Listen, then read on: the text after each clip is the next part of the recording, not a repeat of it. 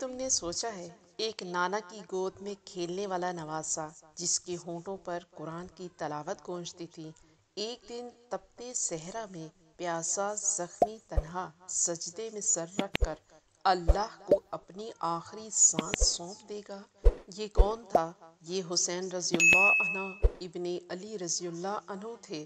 کربلا کوئی صرف تاریخی واقعہ نہیں، یہ ایک زندہ پیغام ہے، ایک ایسا پیغام جو دلوں کو جھنجھوڑ دیتا ہے، ایمان جگا دیتا ہے اور بتاتا ہے کہ حق کے لیے کٹ جانا ہے، جھکنا نہیں۔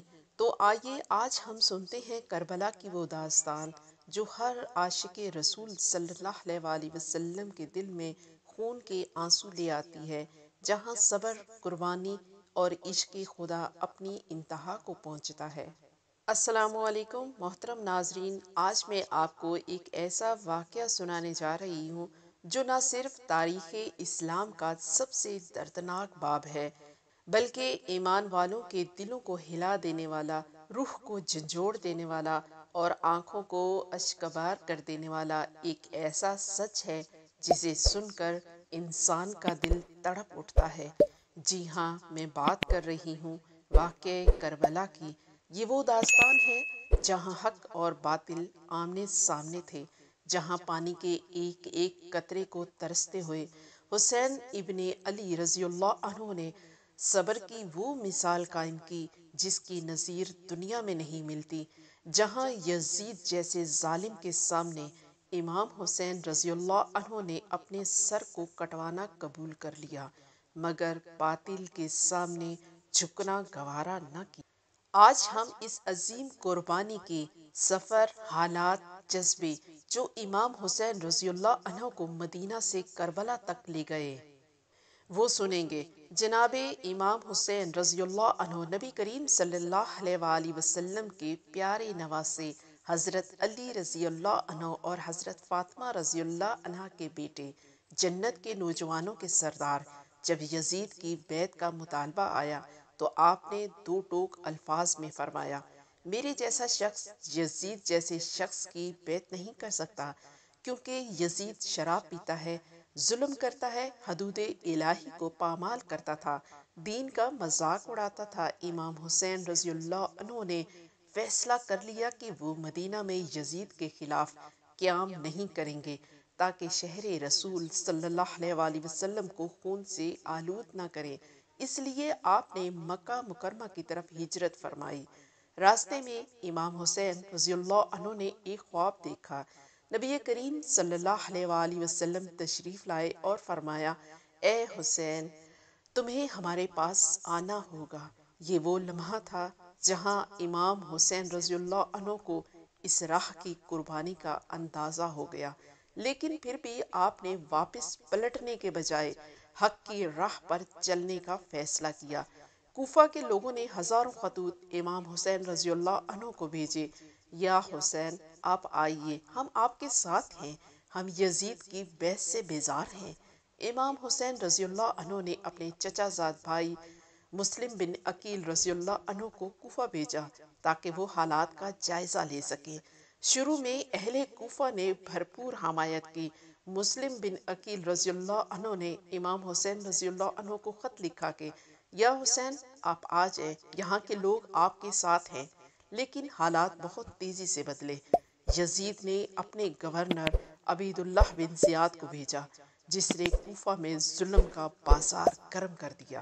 مسلم بن عقیل رضی اللہ عنہ کو شہید کر دیا گیا اور امام حسین رضی اللہ عنہ کا کوفہ کی طرف آنا خطرے میں پڑ گیا۔ امام حسین رضی اللہ عنہ نے جب یہ خط پایا تو وہ اہل و عیال سمیت کوفہ کی طرف روانہ ہو گئے۔ راستے میں کئی اصحاب نے مشورہ دیا، یا حسین آپ واپس چلیں، یہ سفر خطرناک ہے۔ لیکن حسین رضی اللہ عنہ نے فرمایا، میں کسی ذاتی مفاد کے لیے نہیں جا رہا، نہ حکومت کے لیے، نہ اقتدار کے لیے، بلکہ میں اپنے نانا محمد صلی اللہ علیہ وآلہ وسلم کی امت کی اصلاح کے لیے جا رہا ہوں۔ کربلا کا وہ صحرا جہاں نہ درخت تھا، نہ سایہ، نہ پانی، بس ریت ہی ریت، اور وہاں خیمے نصب ہوئے۔ یزیدی لشکر نے نہ صرف امام حسین رضی اللہ عنہ کا راستہ روکا بلکہ فرات کے کنارے ہونے کے باوجود پانی بند کر دیا گیا۔ شہزادگان اہل بیت حضرت علی اکبر رضی اللہ عنہ، حضرت علی اصغر رضی اللہ عنہ، حضرت عباس رضی اللہ عنہ پیاسے تھے، لیکن صبر کی ایسی مثال قائم کی کہ انسان حیران رہ جائے۔ معصوم بچے پانی مانگتے، لیکن جواب میں برچھی، نیزے اور تلواریں ملتی تھیں۔ پھر ایک لمحہ آیا جب ایک باپ کے کانوں میں 6 ماہ کے بچے کی پیاس کی سسکیاں گونجتی رہیں، لیکن وہ باپ امام حسین رضی اللہ عنہ نہ بپھرا نہ بد دعا کی، بس صبر، صبر اور صبر۔ محترم ناظرین، آپ خود تصور کیجئے ایک نواسہ جو رسول خدا صلی اللہ علیہ وآلہ وسلم کے گلے میں کھیلا ہو، جس کے لیے نبی صلی اللہ علیہ وآلہ وسلم نے فرمایا، حسین مجھ سے ہے اور میں حسین سے ہوں۔ وہی حسین رضی اللہ عنہ کربلا کے تپتے صحرا میں اپنے بیٹوں کو قربان کر رہے ہیں۔ بھائی عباس رضی اللہ عنہ کے بازو قلم ہوتے دیکھے، علی اکبر رضی اللہ عنہ کے لاشیں اٹھائے، اور آخر میں 6 ماہ کا ننھا علی اصغر رضی اللہ عنہ۔ حسین رضی اللہ عنہ نے اپنے جگر کا ٹکڑا ہاتھوں پر اٹھایا اور یزیدی لشکر سے کہا، اگر مجھے پانی نہیں دیتے تو اس بچے کو تو دے دو۔ لیکن جواب میں ایک تیر آیا اور علی اصغر رضی اللہ عنہ کی گردن پر لگا۔ یہی وہ لمحہ تھا جہاں کربلا کی زمین بھی کانپ اٹھی اور آسمان اشکبار ہو گیا۔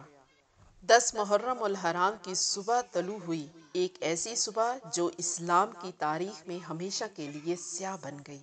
یزیدی لشکر اپنے ہزاروں سپاہیوں کے ساتھ صفا آرا تھا، جبکہ امام حسین رضی اللہ عنہ کے ساتھ صرف 72 جانثار تھے، لیکن یہ 72 وہ تھے جن کے دلوں میں ایمان تھا، جن کی رگوں میں وفا دوڑتی تھی، جن کی آنکھوں میں اللہ کی رضا کا نور تھا۔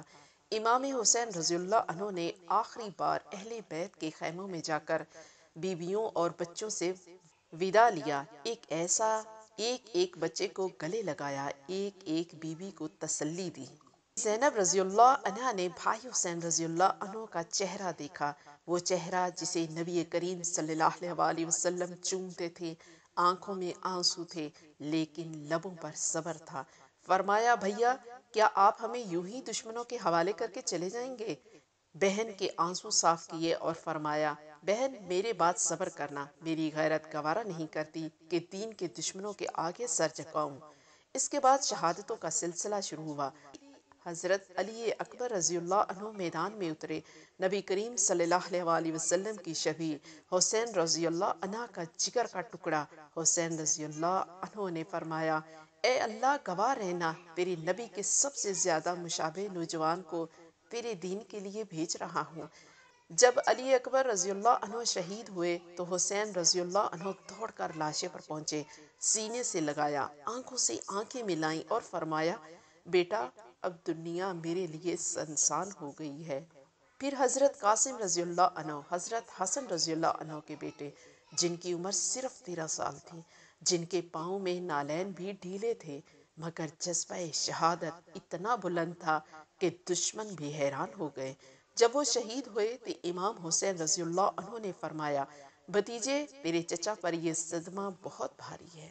حضرت عباس رضی اللہ عنہ، جنہیں باب الحوائج کہا جاتا ہے، جب پانی لانے گئے اور دونوں بازو کٹ تو بھی مشک کو دانتوں میں تھام کر خیموں کی طرف دوڑے، مگر ایک تیر مشک کو چیر گیا اور عباس رضی اللہ عنہ زمین پر گرے۔ حسین رضی اللہ عنہ نے فرمایا، اب میری کمر ٹوٹ گئی۔ جب کوئی باقی نہ رہا تو حسین رضی اللہ عنہ خیمے میں گئے اور 6 ماہ کے علی اصغر رضی اللہ عنہ کو اٹھایا اور فرمایا، شاید دشمنوں کے دل میں اس معصوم کے لیے رحم آ جائے۔ میدان میں جا کر فرمایا، یہ میرا بیٹا ہے، اس نے نہ تو کوئی گناہ کیا ہے نہ کسی کو نقصان پہنچایا ہے، اگر مجھے پانی نہیں دینا چاہتے تو اسے تو پانی دے دو۔ لیکن حرملہ نامی بدبخت نے 3 شاخوں والا تیر چلایا اور وہ تیر ننھے علی اصغر رضی اللہ عنہ کی گردن سے پار ہو گیا۔ اب میدان میں صرف حسین رضی اللہ عنہ باقی تھے، تنہا، زخمی، پیاسے، مگر دل میں اللہ کا ذکر۔ آپ نے آخری بار خیمے کی طرف دیکھا۔ زینب رضی اللہ عنہ، سکینہ رضی اللہ عنہ، رباب رضی اللہ عنہ، سب کی نظریں حسین رضی اللہ عنہ پر تھیں۔ حسین رضی اللہ عنہ میدان میں اترے، شیر کی طرح لڑے، ہر وار اللہ کے نام پر تھا، لیکن بالآخر چاروں طرف سے حملہ ہوا۔ ابن سعد کے سپاہی نے سر پر وار کیا، پھر گردن پر اور پھر سجدے کی حالت میں امام حسین رضی اللہ عنہ کو شہید کر دیا گیا۔ کیا واقعہ ختم ہو گیا؟ نہیں، کربلا کی اصل گونج زینب رضی اللہ عنہ نے زندہ رکھی۔ دمشق کے دربار میں یزید کے سامنے کھڑے ہو کر فرمایا، اے یزید، تو سمجھتا ہے تو نے ہمیں شکست دی؟ نہیں، ہم نے اپنے خون سے دین کو زندہ کیا ہے۔ تو نے ہمارے مردوں کو شہید کیا، مگر ہم نے اپنے صبر سے تجھے بے نقاب کر دیا ہے۔ محترم ناظرین، کربلا ہمیں صرف رونے کے لیے نہیں بلاتی، کربلا ہمیں بیدار ہونے کے لیے بلاتی ہے۔ کربلا ہمیں سکھاتی ہے کہ حق پر رہو، چاہے دنیا مخالف ہو جائے۔ باطل کے سامنے جھکنے سے بہتر ہے کٹ جانا۔ اللہ کی رضا سب سے مقدم ہے۔ صبر، وفا اور قربانی ہی اصل ایمان ہے۔ ہمیں اپنے دل میں یہ سوال کرنا ہے، کیا ہم حسین رضی اللہ عنہ کے راستے پر ہیں؟ کیا ہم اپنے ضمیر کا سودا کرتے ہیں؟ کیا ہم باطل کے آگے جھکتے ہیں؟ اگر نہیں تو پھر اپنے بچوں کو امام حسین رضی اللہ عنہ جیسا کردار سکھائیں، اپنے گھروں کو زینب رضی اللہ عنہ جیسا صبر دیں، اور اپنی زندگی کو کربلا کا پیغام بنا دیں۔ اللہ ہمیں حق پر ثابت قدم رکھے اور امام حسین رضی اللہ عنہ اور اہل بیت کی محبت میں موت عطا فرمائے۔ آمین یا رب العالمین۔